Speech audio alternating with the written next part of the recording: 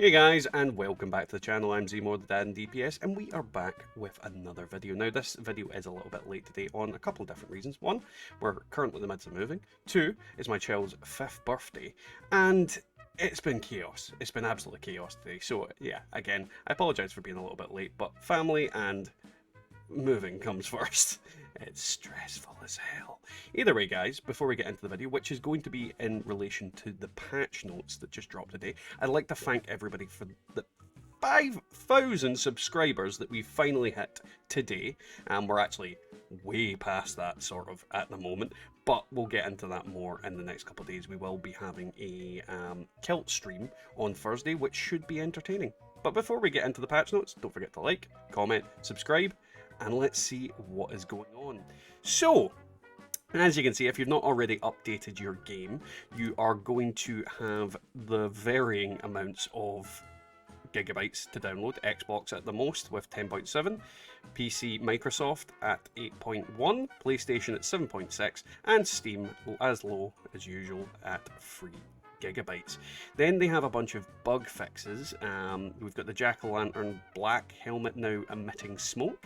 Under armor is no longer clipped through Vault Survivor outfit. Beds. I'm going to skip most of this because it's kind of. I'll link this down below, but pretty much there's a bunch of art fixes where things are clipping and not working as intended.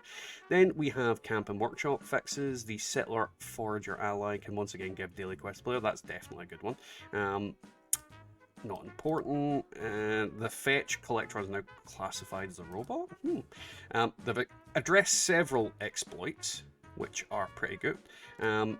Which this one is quite a good one because apparently they could move workshop items in your camp. That's pretty horrifying. Somebody come into your camp and mess with it. I tried looking at the wrong camera angle there. That's really annoying. Mannequin build limit for Dr. Bone Skeleton Mannequin is now consistent with other mannequin variants. The scrap box no longer faces the wrong direction. The rusted APC, I'm not really interested in that. Combat, killing robots with the voice of Set now correctly progresses the kill robots with a revolver challenge. Okay, very specific. Fix an issue where kill a huge creature weekly challenge from progressing correctly. That's definitely a good one. VATS. Explosive weapon attacks in VATS no longer increase the critical hit meter twice. I didn't realise it was doing that, but that kind of reduces explosive in VATS, so that's nerfing us all, sadly. Events and quests correct a small area near the rad scrubber where players would take far less damage than intended while the rad scrubber was broken. I'm going to die for definite during that event, probably. The rad scrubber's windmill now correctly stops turning when the rad scrubber needs repairs. Grams of meat cook. Players now receive proper rewards based on the success of meat cook rather than always receiving items from the event's lowest reward tier. So I'm assuming that is the patch for basically MEATWEEK that caused MEATWEEK to be absolutely horrible. Apparently Graham will no longer wander away from meat cook. I'll believe that when I see it. It's been a couple of years and he's been doing that quite a bit.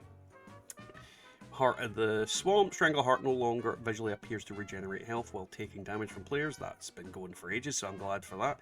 When speaking with Homer, Black Mountain Ordnance, selecting that's all for now, response now correct, blah blah blah. Blah blah blah blah. Moonshine Jamboree. Address an issue where you could cause Moonshine Jamboree to end in failure. Though players had deposited enough acidic gulper venom. That is a good one. That's one that has failed quite a few of those events for a lot of people. I forget how you trigger the bug, but it was something that you could actually trigger and annoy people with, so that's also another reason why it's good. A notification will now appear to inform the player that they lack the required materials, blah blah blah blah. Test your metal. Fix an issue where it caused the GoldenEye bot to appear hostile towards players and allow them to target it with VATS. Why is that a bad thing? Why bother fixing that? I don't get that. Items, blah blah blah. No one cares about the camera, but again, you guys can see it all down below. I'll be able to link the thing. Applying a deep pocket to a piece slimmed correctly updates the armor's appearance. Okay. Energy weapons. The item condition for energy weapons now degrades at a reasonable rate. Very good. Absolutely fantastic. That's the Tesla fix.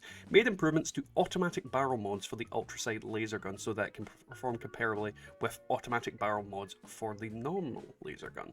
I did a video on this weapon recently and it was piss poor. This may or may not make it in line with the regular laser gun. Address an exploit that enabled to trade items that... Oh my god, somebody's probably been trading Crusader pistols. That is annoying. The description of the invader skin, blah blah blah.